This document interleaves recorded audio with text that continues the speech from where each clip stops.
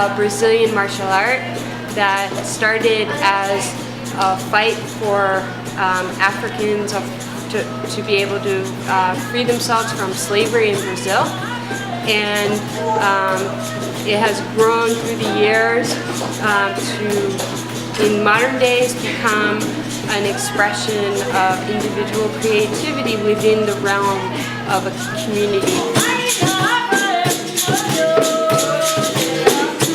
I'm part of Capoeira Mandiga, which was started by Mestre Marcelo Pereira, or Mestre Marcelo Caveirinha.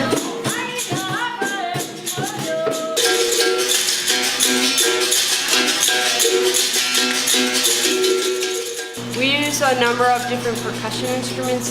The lead instrument is called a berimbau, and it's the tall stick with the wire on it.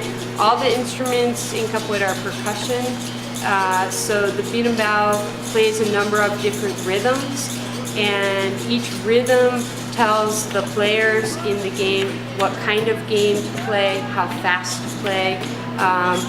Also, the rhythms, like there are certain times when you might have noticed, like I would tap on the board repetitively, and that can tell a player that they should stop their game, that there's some aspect of it that isn't good for whatever reason. And there's a number of ways that the person leading the roda can do that, either in the songs or by what they do with the instruments. But the berimbau is whoever's playing like the center berimbau, usually we'll have three, is the person leading the roda.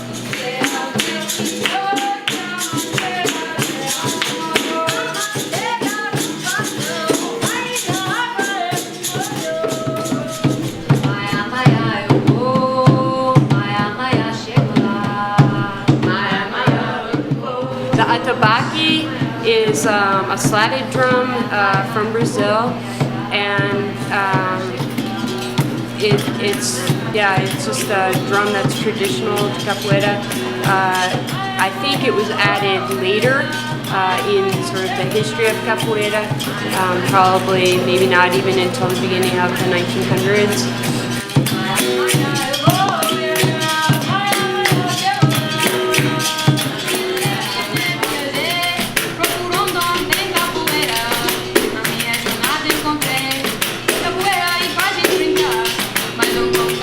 The pandeiro, it's not a tambourine, it's a pandeiro. That was incorporated, I think that was used more for like samba, and it got incorporated into the capoeira roda.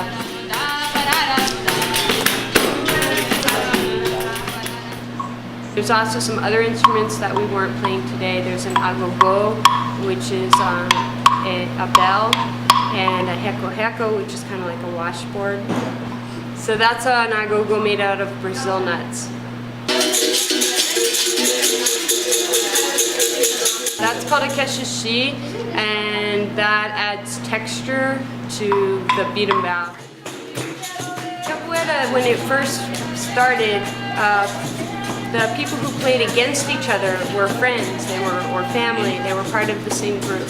And so these rules of respect were built into the capoeira game, where, you know, rather than like playing dirty, I guess you could say, you built in rules of respect. And so you start off by shaking hands and sort of saying thanks to your opponent, but also saying thanks to God if you believe in a God, and to the instruments if you believe in an instrument. So sometimes you'll see people kind of look up at the instruments, you know, and then just the shaking of hands is signifying that you're now in the game. I think that started actually in the second half of the 20th century, so like probably not until like maybe the 60s, I'm not sure. By the 1970s there were several women who, women were starting to become more a part of capoeira. But you know, it went for several hundred years where men were the ones who trained to fight, and the women could be in the circle and clap and sing. And you know, encourage the energy of the Hora, but not be the fighters in the Hora. And women in Capoeira are just now starting to reach the higher level ranks in Capoeira. There's probably literally a handful of women mestras in the whole world. There's starting to be events where women are brought in as the teachers, because when you go to most Capoeira events, it'll be like 20 men who are professora or professor or higher, and it'll be like maybe 1 or 2 women. You know, I hope within my time of playing Capoeira that it will get to the point where you can go to an event and there could be just as many women as there are men. Because in the United States, probably an equal number of women train. I think it's been a little slower in Brazil because the culture is such that it's really thought of as more of a male sport.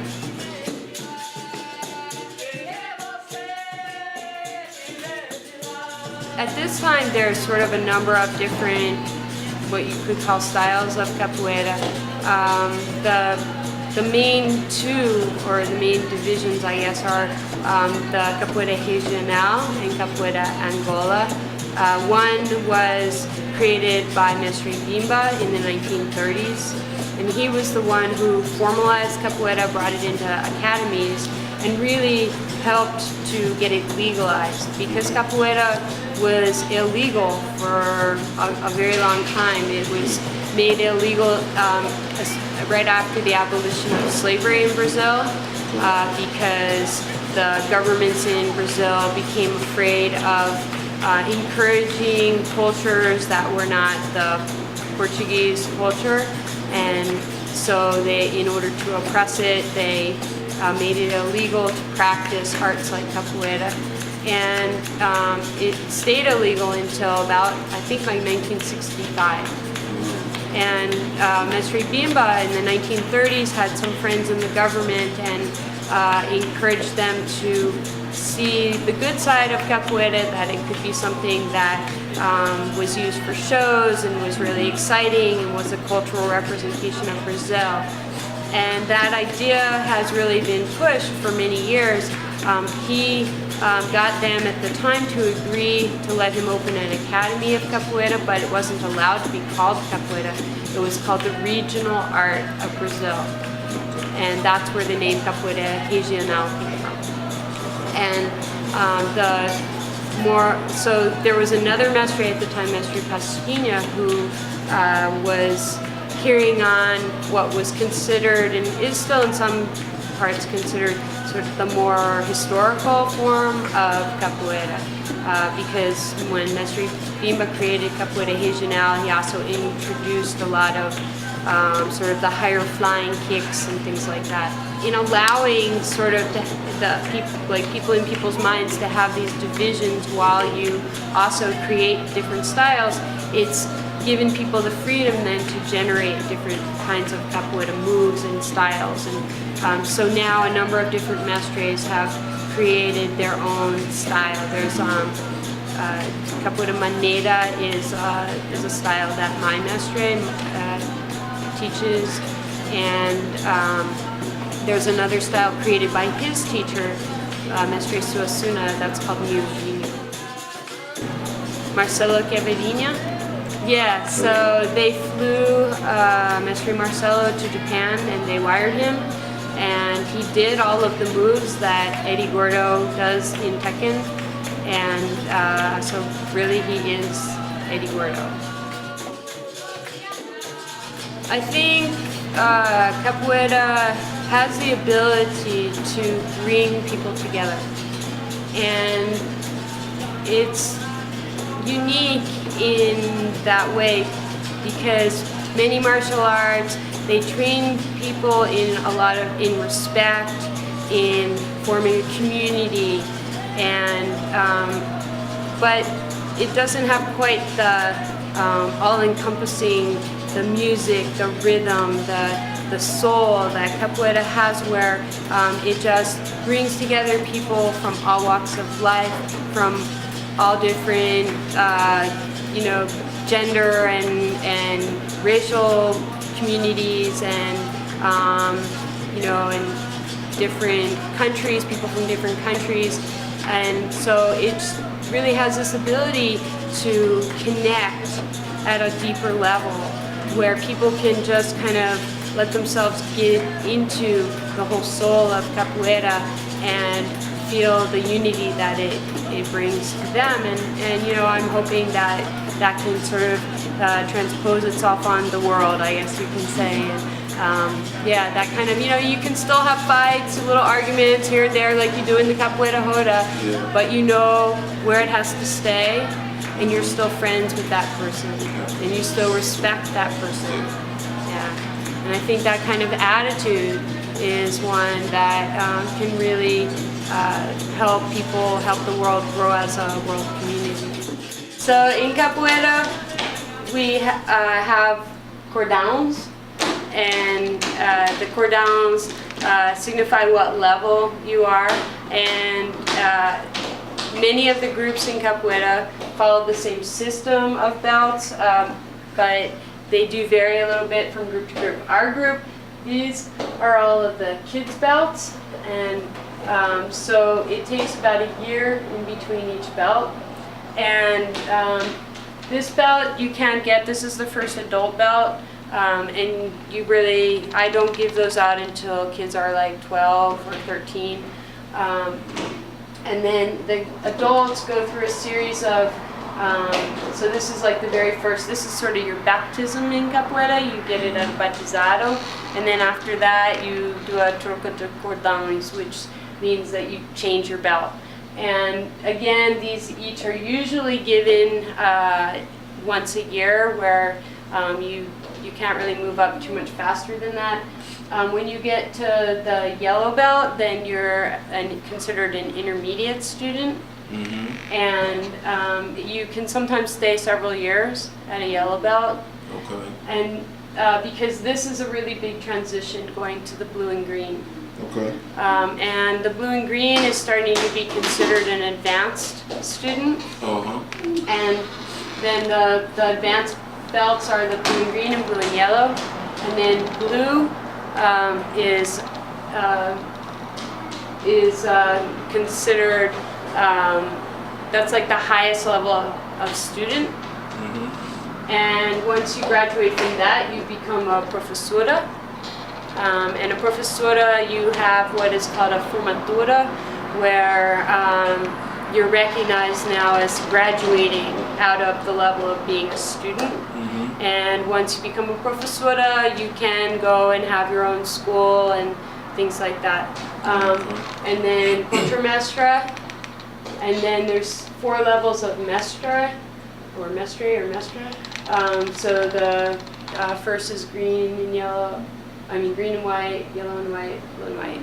And then the highest level, like a grandmaster kind of level, is all white. Okay. And usually between each of these, there's 5 years.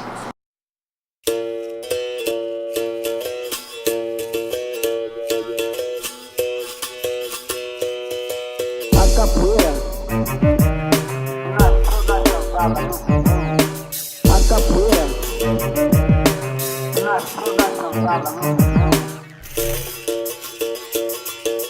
pontapé, joelhada, murrada, cabeçada. Rabo de arraia.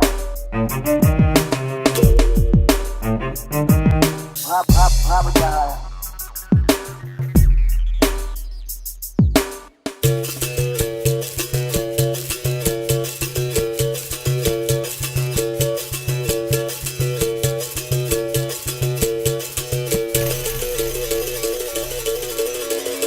Capoeira, nasceu da cansada no bumbum. Nasceu da cansada no bumbum.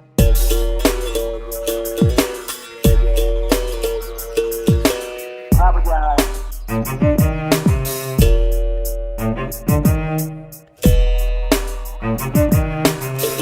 Nasceu da cansada no bumbum.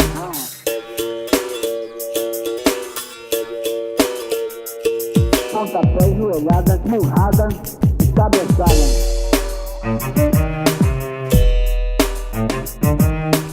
A capoeira. A capoeira nasceu na senzala, no viveiro. A capoeira